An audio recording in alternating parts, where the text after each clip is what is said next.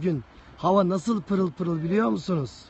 Hava o kadar güzel ki Erek Dağı ancak bu kadar güzel gözükebilirdi. Bakar mısınız şu Erek Dağı'nın harikalığına? Evet.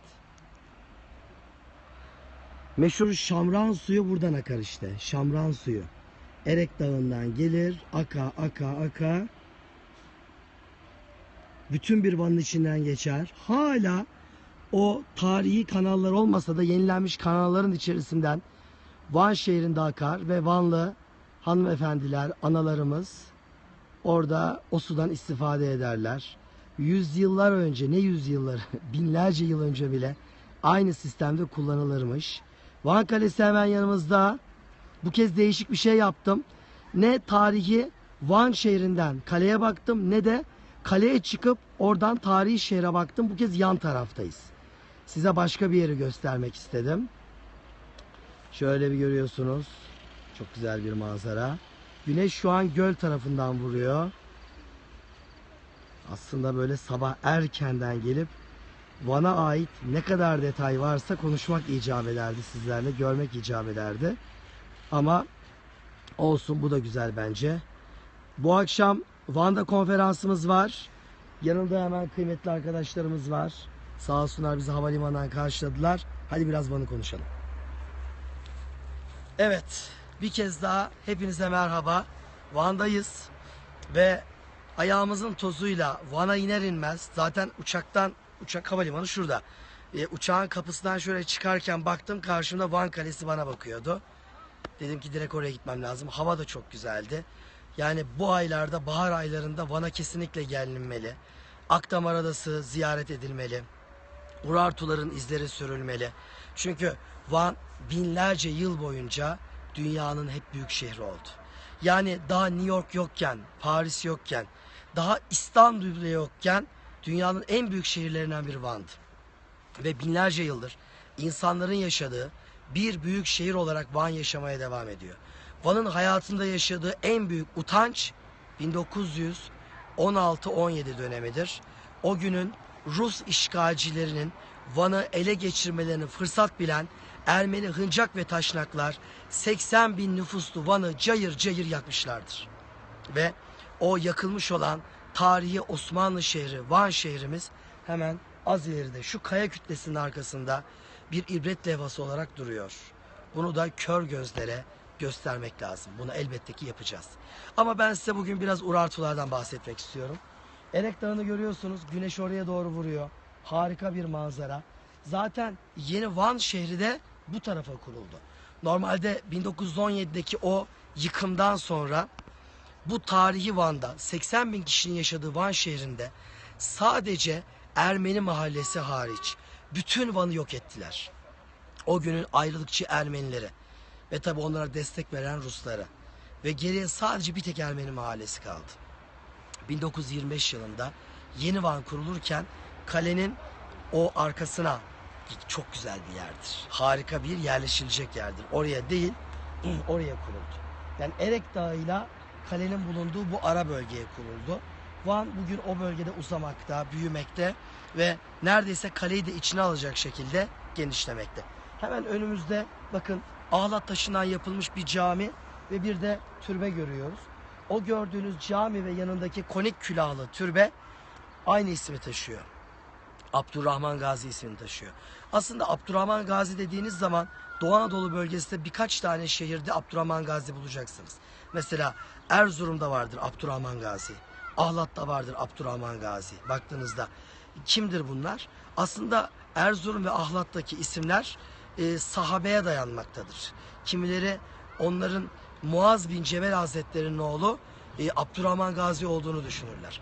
Van'daki Abdurrahman Gazi ise 14.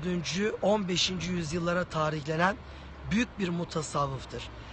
Özellikle efsanelere konu olmuştur. Van'ın Osmanlı ile Safeviler arasında devamlı alınan ve verilen bir şehir olduğunu unutmamak lazım. Safeviler, Kanuni Sultan Süleyman. Şu Van şehrini Kanuni Sultan Süleyman 3 büyük İran seferi vardır Kanuni'nin. Bu 3 İran seferinde de her seferinde almıştır. O dönünce Safeviler tekrar geri almışlardır. Yani Van çok çileli bir şehirdir. Çok sıkıntı yaşamıştır. Ve o Abdurrahman Gazi burada büyük bir mutasavvuf, büyük bir alimdir. Ve o günlerde İran Şahı Abbas Van'ı kuşatır, kaleyi kuşatır. Bir türlü alamaz. Ve derler ki akıl verenler olur. İçeride derler şehrin içinde Abdurrahman Gazi nam bir zat vardır. O zatı alamadan, aşamadan bu şehre giremezsin derler. Şah Abbas da der ki gerçekten dedikleri gibi bir zat mıdır bu der. Onun büyüklüğünü ölçmek için bir tane kuzu kızartır. Tepsi içerisinde hazırlatır. Bir de affedersiniz köpek kestirip onu kızartır. Onu da hazırlatır. 2 tepsiyi Abdurrahman Gazi'ye gönderir. Adamları gelirler işte izinle şehre girilir. Abdurrahman Gazi'ye Şahımızın hediyesi diye. İkisini konulur. Abdurrahman Gazi onlara ayrılırken der ki şu öbürsünü alın götürün der. Neden efendim derler. Bu sini şahınıza daha layıktır der. Tabi bozulurlar geri getirirler. Şah Abbas da bu manzara üzerine anlar ki büyük bir zat efsanedir. Bir menkıbedir halk arasında anlatılır. Ve vazgeçer Van Kalesi'ni kuşatmaktan. Kuşatmayı kaldırır ve geri dönecektir. İşte o büyük zat 14. yüzyılın mutasavvıfı Şeyh Abdurrahman Gazi bu gördüğünüz Ahlat taşından konik kümbette metfundur. Onun yanında beyaz taştan yapılmış küçük bir konik külahlı türbe daha var. Orada ise 19. yüzyılın Osmanlı paşalarından Galip Paşa metfundur. Böyle bir büyük zatın yanına defnedilmeyi arzu ettiği için Galip Paşa da bugün burada bulunmakta ki yanlarında küçük bir tekke kalıntısı, bir toprak kerpiç duvar kalıntısı hala orada durmakta. Çünkü bir yerde bir türbe varsa bilin ki orada sadece türbe yoktur. Orada muhakkak tekke vardır, zaviye vardır. İnsanların karnı doyurulan bir imaret vardır. Orada insanların yatılı kaldığı mekanlar söz konusudur. Şimdi biraz güneşe şöyle bir bakacağız. Çünkü arkamızda Van halkının analı kızı dediği enteresan bir yer var. Önce size şu duvar nişlerini göstermek istiyorum. Evet. Şu gördüğünüz duvar nişleri büyük bir niş görüyorsunuz. Bir de küçük bir niş görüyorsunuz yan yana. Bunlara analı kızlı diyorlar Van halkı. Halk arasındaki rivayetlere göre birinin içinde bir anne, öbürünün içinde bir bekar genç kız yatıyor deniliyor. Halbuki işin doğrusunu söyleyelim mi? Böyle bir şey değil burası. Burası günümüzden asırlar öncesine ait Urartuların bir tapınma merkezi. Bulunduğumuz yer Van Kalesi ve tabii ki tarihi Van şehri burası. Urartuların başkenti burası. Tuşba eski adıyla burası. Tuşba. Ve Urartular tabii ki ilk çağda yaşamış bir medeniyet. Anadolu medeniyetlerini biliyorsunuz. Hititler, Frikler, Lidyalılar, Urartular, İyonlar. İşte onlardan bir tanesi. Doğu Anadolu'da yaşamışlar. Aslında kendi dönemlerinde son derece medeni bir toplum. Tabii ki çok tanrılı inançları var. Ve onların tapınma merkezi burası. Çok ilginç. Resmen bizim camilerimizdeki mihrap nişi gibi ya da kiliselerdeki bir apsit gibi onlar da ibadet ederken bir yere bir şeye yönelmeyi arzu etmişler. Bunlar beni şaşırtmıyor biliyor musunuz? Neden? Ya çünkü yaratıcı Allah mı? Allah. Buna inanıyoruz. İlk çağ medeniyetlerini yaratan da Yüce Rabbimiz mi? Evet. Onlara peygamber geldi mi? Tabii ki geldi. Peygamber gelmediyse zaten imtihana tabi değiller. Bir sorgu sualle karşı karşıya kalmayacaklar. Geldiğine göre 124 bin peygamber gönderdim diyor. Urartulara da bir peygamber geldi. Eski Mısır'a Firavunlar döneminde peygamberler geldiyse ki geçen hafta Mısır'daydım biliyorsunuz. Yani Yusuf Aleyhisselam Firavunlar döneminde Mısır'a geldiyse aynı dönemde Urartulara niye gelmesin? Ve geldi.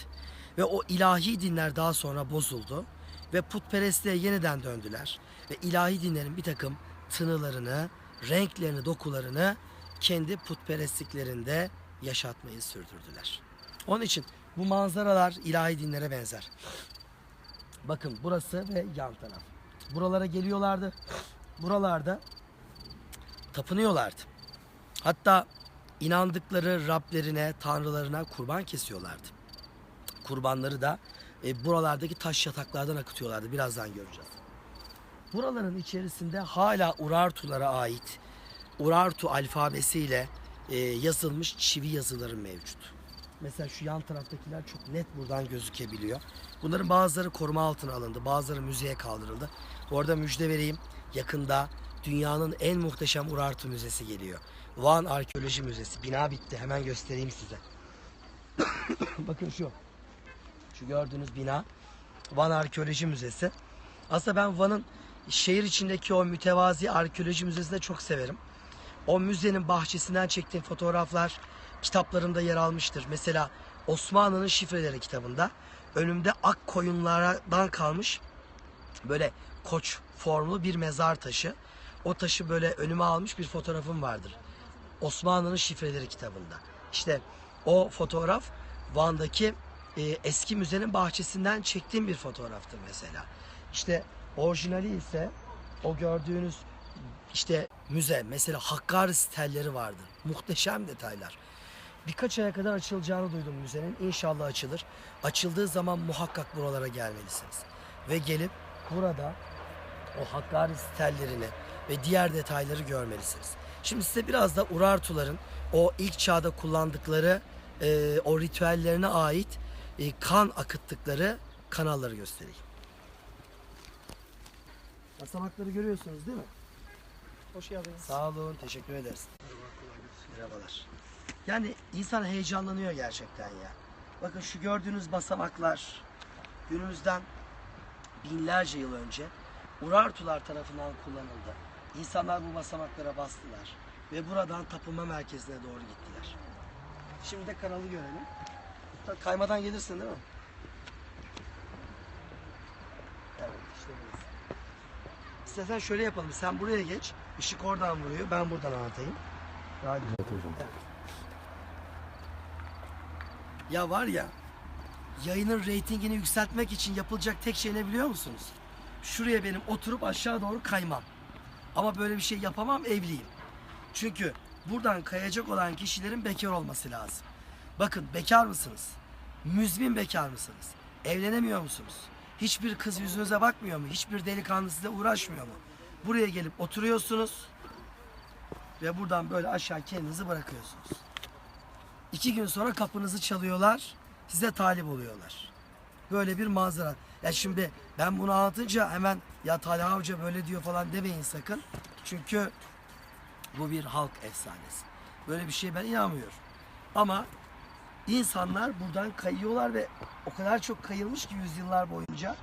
Yani kaya muhteşem bir şekilde pasparlak bir hale gelmiş. Yani bıraksak gideriz yani aşağı doğru. Peki Urartular burayı ne amaçla kullanıyorlardı? Urartular bu tapınma merkezinde, bu gördüğünüz tapınma merkezinde Urartular hayvanlarını yukarıda kesiyorlardı. Hayvanlarının kanlarını, burası bir sulak merkeziydi. Sulak merkeziydi. O gördüğünüz yerde hayvanlar kesilir. O mihrap nişi gibi olan bölgelerde dualar edilir. Dualar edildikten sonra da kurbanlar kesilir ve kanı yukarıdan aşağı doğru bırakılır ve böyle akıtılarak aşağı doğru indirilir. Yani böyle bir ritüeli canlandırmaktaydılar. Kim derdi ki binlerce yıl önce Urartuların kurban kanı akıttıkları yer yüzyıllar, hatta binler sene sonra Anadolu'daki Müslüman halk tarafından bekar insanların evlenebilmeleri adına böyle bir adak kayma yeri haline gelsin. İşte böyle. İnsanlar bazen böyle şeylerden medet umabiliyorlardı. Evet, Van Kalesi'ndeyiz. Urartulara ait muhteşem bir manzaradayız. Ve ben tarihi Van şehrini çok özledim. Bir süredir Van'a gelememiştim. Burayı da görmeyi arzu ediyorum. Bu amaçla bu tarafa doğru gitmeyeceğim. Çünkü bu tarafa doğru gidersek Van Kalesi'ne tırmanacağımız bölge geliyor. Ben şimdi bu tarafa doğru devam edeceğim. Bu arka taraftan Van şehrinin 1917'de Ermeniler tarafından cayır cayır yakılan Van şehrinin olduğu o hicran yerine gideceğim. Ermeni soykırım anıtına gitmek istiyorum. Ve Türkiye'mizden ısrarla bunu bekliyorum. Bizim ülkemizde bir Ermeni soykırım anıtı var. Sapasağlam ayakta duruyor. Ve buranın bir Ermeni soykırım anıtı ilan edilmesi lazım. Ermeni soykırım anıtı derken Ermenilere yapılan değil, ayrılıkçı Ermenilerin yaptığı soykırım anıtı. Eski Van şehridir. Şimdi oraya gidiyorum.